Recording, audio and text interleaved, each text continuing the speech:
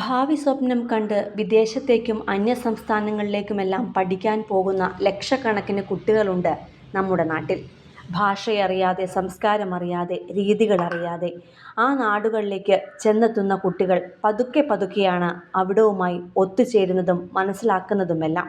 അങ്ങനെ ബാംഗ്ലൂർ നഗരത്തിലേക്ക് നഴ്സിംഗ് പഠിക്കാൻ എത്തിയവരായിരുന്നു പത്തനംതിട്ടയിലെ തിരുവല്ലക്കാരനായ ജസ്റ്റിനും റാന്നിക്കാരിയായ സ്റ്റെർലിനും. ആയിരക്കണക്കിന് കുട്ടികളാണ് ബാംഗ്ലൂരിൽ നഴ്സിംഗ് അടക്കമുള്ള നിരവധി കോഴ്സുകൾ പഠിക്കുന്നതും പഠനശേഷം ഇപ്പോൾ ജോലി ചെയ്യുന്നതുമെല്ലാം.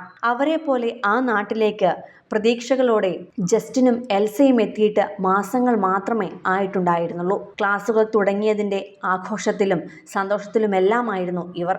പുതിയ കൂട്ടുകാരെ കിട്ടി പരിചയപ്പെട്ട് അവർക്കൊപ്പമുള്ള ദിവസങ്ങൾ പഠനത്തിനും സന്തോഷത്തിനുമായി ചെലവഴിക്കുകയായിരുന്നു ഇരുവരും. സപ്തഗിരി കോളേജിൽ 1ാം വർഷ BSc നഴ്സിംഗ് കോഴ്സിന് പഠിക്കുകയായിരുന്നു ഇരുവരും. എന്നാൽ കഴിഞ്ഞ ദിവസം ഉച്ചയ്ക്ക് ക്ലാസ് കഴിഞ്ഞ് ഉച്ചഭക്ഷണം കഴിക്കാനിറങ്ങിയ ഇരുവരും ക്ലാസ് മുറിയിലേക്ക് തിരിച്ചെത്തിയിരുന്നില്ല. തുടർന്ന് ഇരുവരും ക്ലാസ്സിലേക്ക് എത്താത്തതിനെ തുടർന്ന് സമയം കഴിഞ്ഞിട്ടും കാണാതായപ്പോൾ തിരക്കിയിറങ്ങിയ കൂട്ടുകാർ കണ്ടത് ഞെട്ടിക്കുന്ന കാഴ്ചയും സംഭവവുമായിരുന്നു.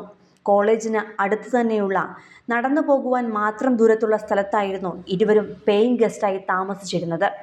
ഉച്ചവരെയുള്ള ക്ലാസ് കഴിഞ്ഞ് താമസ സ്ഥലത്ത് പോയി ഭക്ഷണം കഴിച്ച് തിരികെ വരുന്നതായിരുന്നു ഇവരുടെ രീതി. പതിവ് പോലെ ഇന്നലെയും ഉച്ചയ്ക്ക് ഭക്ഷണം കഴിക്കാൻ ഇറങ്ങിയവരായിരുന്നു എൽസയും ജസ്റ്റിനും. എന്നാൽ ഭക്ഷണം കഴിച്ച് തിരികെ കോളേജിലേക്ക് എത്തുന്നത് ഒരു റെയിൽവേ ട്രാക്ക് ക്രോസ് ചെയ്താണ്.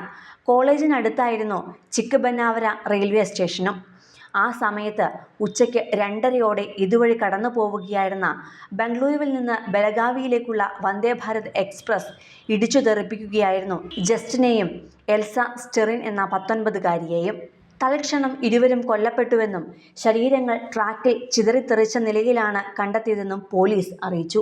ഇരുവരെയും തിരക്കിയെത്തിയ കൂട്ടുകാരും കണ്ടത് ഈ ഞെട്ടിക്കുന്ന കാഴ്ചയായിരുന്നു. പാളം കടക്കുന്നതിനിടെ ട്രെയിൻ വരുന്നത് കണ്ട ഇരുവരും ഓടി മാറാൻ ശ്രമിച്ചുവെങ്കിലും കഴിഞ്ഞില്ല എന്നാണ് സുഹൃത്തുക്കൾ പറയുന്നത്. എങ്കിലും അസ്വാഭാവിക മരണത്തിന് ബാംഗ്ലൂരു റൂറൽ പോലീസും യശ്വന്ത്പൂർ റെയിൽവേ പോലീസും കേസ് രജിസ്റ്റർ ചെയ്തിട്ടുണ്ട്. വിദ്യാർത്ഥികളുടെ സമീപകാല പ്രവർത്തനങ്ങളടക്കം പരിശോധിച്ച ശേഷം മാത്രമേ കൃത്യമായ നിഗമനത്തിലേക്ക് എത്തിച്ചേരുവാൻ കഴിയുകയുള്ളൂവെന്നും പോലീസ് അറിയിച്ചു.